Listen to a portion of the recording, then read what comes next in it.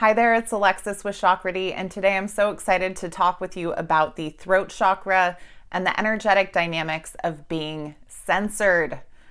So, if you are not familiar with the Chakrity work, I will tell you a little bit about how I work, and that is I train other practitioners in my system of energetic healing called Chakrity, and I also teach people how to connect in with their intuition. And all of my teachings are based on the chakra system to use this as a way to organize information. And it's really powerful to have a structure to build a framework out of, to create a context and use vocabulary to place impressions so that everything that's happening around you and within you isn't just one big, convoluted, confusing, energetic swirl of information. The more clear that you can get in identifying what it is that you're experiencing, giving language to it, articulating it to the best of your ability, and then communicating it, the more liberated you will be in your experience. Every person is intuitive. Every person has the ability to work with their inherent ability, their inherent connection to energy. And today we're going to talk about the throat chakra and how the throat chakra is intuitive and how censoring is actually one of the ways in which your throat chakra is talking to you.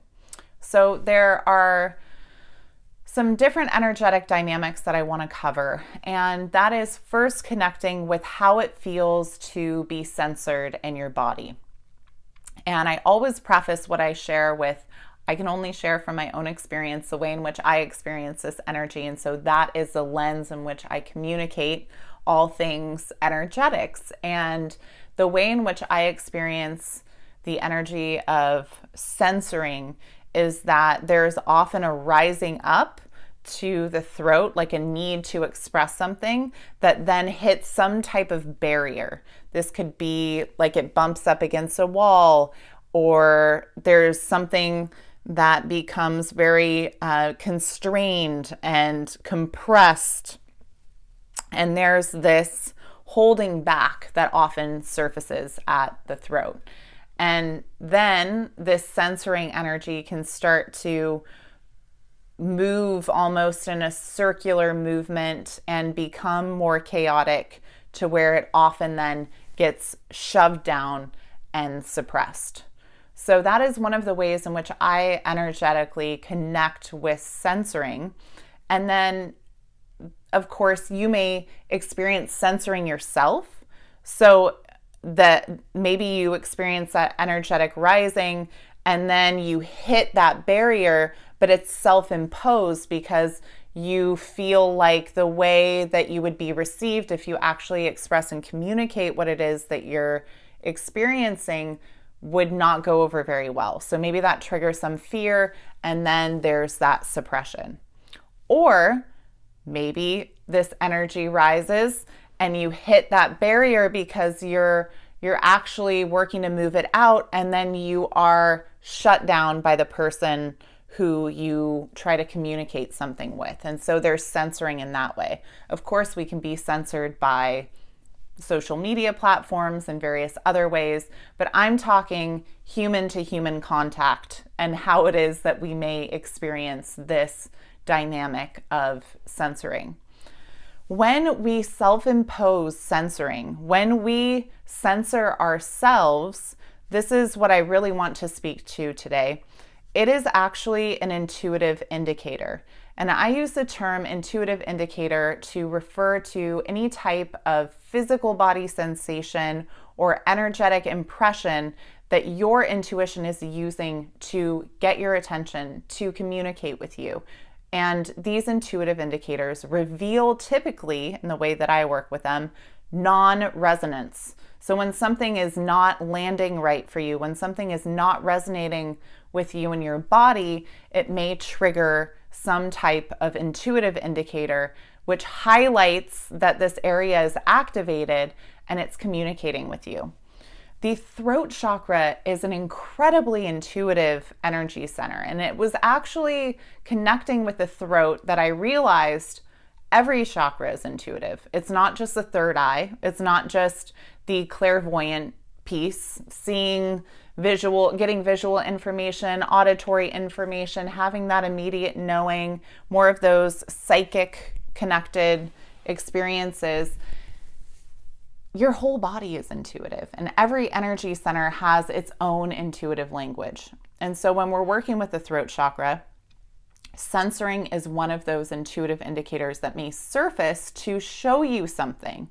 And rather than find yourself in a space of incredible rage because you're unable to get that energy out and it starts to really build up, because there can almost be that rising and that intensity to move energy out via the throat.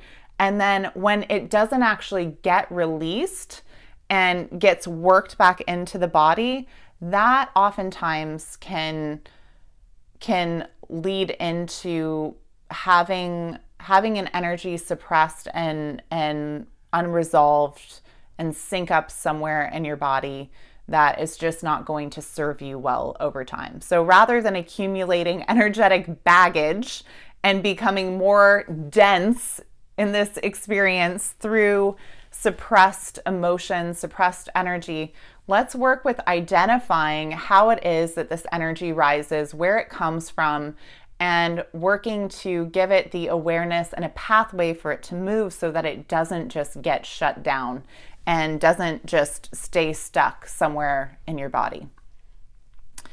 So what I've noticed with the censoring dynamic is that there is oftentimes a deeper origin. So somewhere lower in the body, typically, where an energy gets triggered and then it starts to rise. So if you can practice noticing when it is that you find yourself encountering that rising of energy and then that meeting or that bumping up against a wall and shifting into either pulling back or having that energy pushed back at the throat chakra level, see if you can trace that energetic connection to a deeper origin. Where is that coming from? Whatever it is that's rising in you, can you give that can you identify what that emotion might be? Can you identify what that feels connected with? Where is it coming from in your body? And the more specific that you can get around articulating that, the more information you then have to pull your awareness back, look at what you're experiencing, and then give yourself the space and the opportunity to move that energy out. So this has become the most amazing time to just observe energetics and to also really step into acknowledging people who are speaking their truth and the way in which that truth is being received. And it requires courage to use your throat and your voice as a vehicle to move energy out of your body. And in the chakrity work, I always jokingly say, except it's very real and it's very true, that the throat chakra is oftentimes the most intimidating energy center to work with. And why is that? Well, we're actually bringing the deepest parts of ourselves and our experience to the external world through this portal of the throat. So when we give something language, when we actually share that energy and attach words to it and bring it out into the world through our voice, that can be a very vulnerable experience.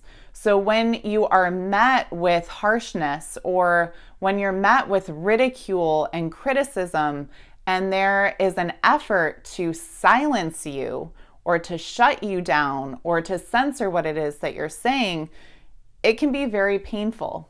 And so today I just want to offer the energetic dynamics of what you may notice in yourself as you connect with deep emotion, deep, maybe stored trauma and experiences that get triggered throughout this time, and begin to mobilize and move them out of your body via the throat, that you can do this in a way that is grounded, that you can do this in a way that is empowered, and you can have the ability to manage your energy, whether it is received well or not by whoever is on the receiving end of what it is that you are actually sharing via your voice.